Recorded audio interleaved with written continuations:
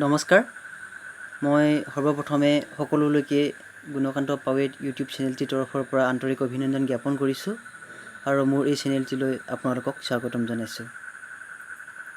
মই আজি এটি বিশেষ গুৰুত্বপূৰ্ণ বিষয় আলোচনাৰ বাবে আপোনালোকৰ মাজলৈ আহিলোঁ। আজি মোৰ আলোচনাৰ বিষয়টি হৈছে মানৱ প্ৰজাতি অৰ্থাৎ মানুহৰ প্ৰজাতি। আমি জানো যে পৃথিৱীত বিভিন্ন দেশত বিভিন্ন ধৰণৰ বা বিভিন্ন জাতি জনগোষ্ঠীৰ লোকে বসবাস কৰি আছে আৰু এই পৃথিৱীত থকা এই মানুহখিনিৰ কিছুমান প্ৰজাতি আছে। অৰ্থাৎ অসমৰ বুলিয়ে নহয় বা ভাৰতবৰ্ষত বুলিয়ে নহয়, গোটেই পৃথিৱীত যিমান মানুহ আছে সেই মানুহখিনিৰ কিছুমান প্ৰজাতি আছে। যেনেকৈ আমাৰ বিভিন্ন প্ৰাণী বা জীৱ জন্তুবিলাকৰ বিভিন্ন প্ৰজাতি আছে, ঠিক তেনেকৈ আমাৰ মানুহৰো বিভিন্ন প্ৰজাতি আছে। সেই কথা নিশ্চয় কিছু লোকে জানে, হয়তো কিছু লোকে নাজানিব পাৰে। মই এই আলোচনাটি আগবঢ়োৱাৰ আগতে কেইবাখনো গ্ৰন্থ অধ্যয়ন কৰি এটা খুব চমুকৈ নোট বনাইছিলোঁ। সেই নোটটো আপোনালোকক মই দেখুৱাম বুলি ভাবিছিলোঁ, কিন্তু ভিডিঅ'টো শ্বুট কৰা ৰাতিও হৈ গ'ল। দিনত ব্যস্ত থকাৰ বাবে সময় উলিয়াব নোৱাৰিলোঁ। গতিকে মই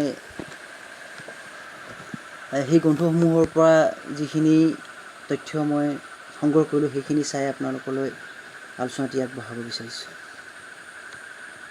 মানুহৰ জন্ম আৰু কৰ্মবিকাশ সম্পৰ্কে অতীজৰে পৰা বিভিন্ন নৃতত্ত্ববিদসকলে বৰ্তমানলৈকে বিভিন্ন ধৰণৰ গৱেষণা চলাই আহিছে।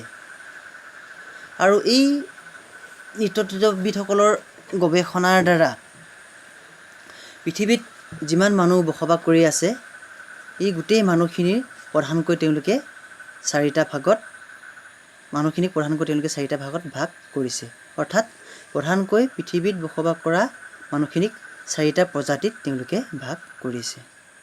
তাৰে প্ৰথম প্ৰজাতিটো হৈছে ককেচিয়, আৰু দ্বিতীয় প্ৰজাতিটো হৈছে মংগোলীয়, আৰু তৃতীয় প্ৰজাতিটো হৈছে নিগ্ৰো, আৰু চতুৰ্থ প্ৰজাতিটো হৈছে অষ্ট্ৰেলীয়। এই চাৰিটা প্ৰজাতিৰ ভিতৰত ককেচিয় আৰু মংগোলীয় এই দুয়োটা প্ৰজাতি আমাৰ অসমত বেছিকৈ বসবাস কৰি আছে। এতিয়া ককেচিয়সকলনো কোন? ককেচাছ পৰ্বতমালাত যিসকল লোক জন্মগ্ৰহণ কৰিছিলে অতীজতে, এই লোকসকলকে পৃথিৱীৰ প্ৰথম মানুহ বুলি নৃতত্ত্ববিদসকলে ক'ব বিচাৰে। অৰ্থাৎ এই ককেচিয়সকল ককেচাছ পৰ্বতমালাত জন্মগ্ৰহণ কৰিছিলে। আৰু এওঁলোকৰ শাৰীৰিক গঠনলৈ যদি আমি লক্ষ্য ৰাখোঁ, এওঁলোক যথেষ্ট ওখ হয় আৰু মূৰবোৰ অলপ দীঘল হয়, নাকবোৰ জোঙা হয়, দেখাত বগা মানুহবোৰ, আৰু তেওঁলোকৰ এই বাহুবোৰ তেওঁলোকৰ যথেষ্ট মজবুত হয়, অৰ্থাৎ বাহুবোৰ প্ৰশস্ত। আৰু এই ককেচিয় প্ৰজাতিটোৰে আকৌ তিনিটা ভাগ আছে। এটা হৈছে ইউৰোপীয়, আন এটা হৈছে আৰ্মিন, আৰু ৩ নম্বৰ ভাগটো হৈছে পাৰ্চিয়ান। এই ককেচিয় লোকসকলৰ এটা ভাগ আমাৰ ভাৰতবৰ্ষলৈ আহে বুলি পাশ্চাত্য পণ্ডিতসকলে ক'ব বিচাৰে, কিন্তু আমাৰ ভাৰতবৰ্ষৰ পণ্ডিতসকলে কিন্তু এই কথাটো সম্পূৰ্ণভাৱে মানি ল'বলৈ টান পায়। তাৰপিছতে পৃথিৱীৰ দ্বিতীয় বৃহত্তৰ নৃগোষ্ঠীটো হৈছে মংগোলীয়। এই মংগোলীয়সকলৰ জন্মস্থান চীন দেশৰ মংগোল নামে ঠাইত বুলি কোৱা হয়। আৰু তেওঁলোকে ব্ৰহ্মপুত্ৰ,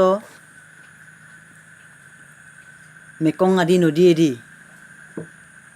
চীন দেশৰ দক্ষিণ অংশৰ পৰা আহি তেওঁলোকে আমাৰ ব্ৰহ্মপুত্ৰৰ উপত্যকাৰ বিভিন্ন অঞ্চলত তেওঁলোকে প্ৰথমতে বসবাস কৰিবলৈ লয়, আৰু লাহে লাহে তেওঁলোকে সমগ্ৰ অসমৰ বিভিন্ন ৰাজ্যত তেওঁলোকে বসবাস কৰিবলৈ লয়। এই মংগোলীয়সকলৰ ভিতৰত যিসকল অসমত বসবাস কৰি আছে তেওঁলোক হৈছে বড়ো, মিচিং, কাৰ্বি, ৰাভা, দেউৰী, কছাৰী, ডিমাচা, চুতীয়া এওঁলোক। অসমত এই মংগোলীয়সকলৰ জনসংখ্যা যথেষ্ট আছে, আৰু অসমৰ প্ৰায় জিলাতে এই মংগোলীয়সকলে বসবাস কৰি আছে। আৰু এই মংগোলীয়সকল অসমৰ বাহিৰেও ভাৰতবৰ্ষৰ বিভিন্ন ৰাজ্যত এই মংগোলীয় লোক আছে, যেনে নাগালেণ্ড, মণিপুৰ, মেঘালয়, ছিকিম, এই ৰাজ্যসমূহতো আমাৰ এই মংগোলীয় লোকসকলে বসবাস কৰি আছে। আৰু এই শাৰীৰিক মংগোলীয়সকলৰ শাৰীৰিক লক্ষণসমূহ যদি আমি চাবলৈ যাওঁ, তেওঁলোক দেখাত এনেই অলপ হালধীয়া বৰণৰ আৰু মংগোলীয়সকলৰ গালৰ হনুবোৰ অলপ উঠঙা, অৰ্থাৎ এই গালবোৰ অলপ উঠঙা আৰু নাক অলপ চুটি হয় আৰু মানুহবোৰ প্ৰায় শকত আৱত হয়। এইবিলাকেই হৈছে মংগোলীয়সকলৰ লক্ষণ।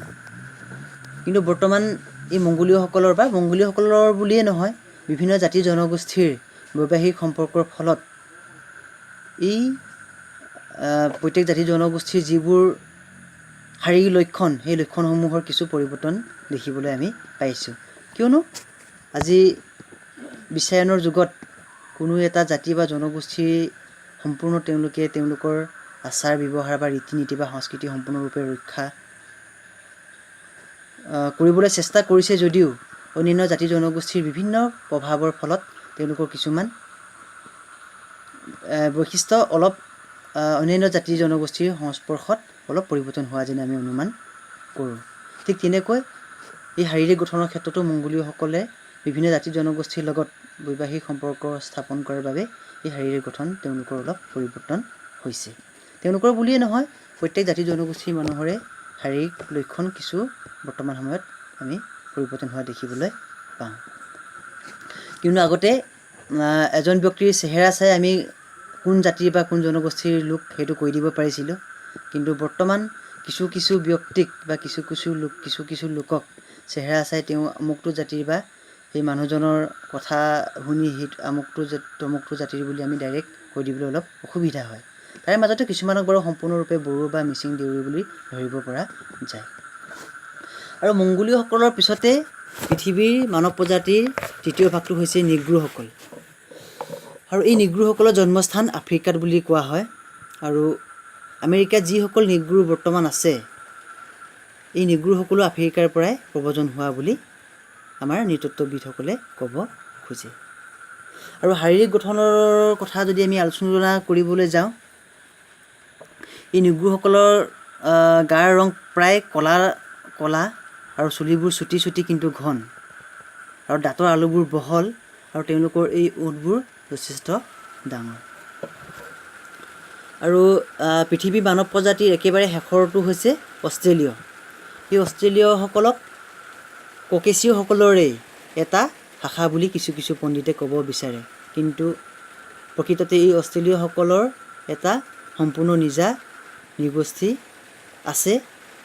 আচলতে এই অষ্ট্ৰেলীয়সকলৰ যিবোৰ লক্ষণ, শাৰীৰিক লক্ষণেই হওক বা তেওঁলোকৰ অন্যান্য পৰম্পৰাগত লক্ষণেই হওক, এই লক্ষণসমূহ অন্যান্য জাতি জনগোষ্ঠীৰ লগত কিছু মিল আছে।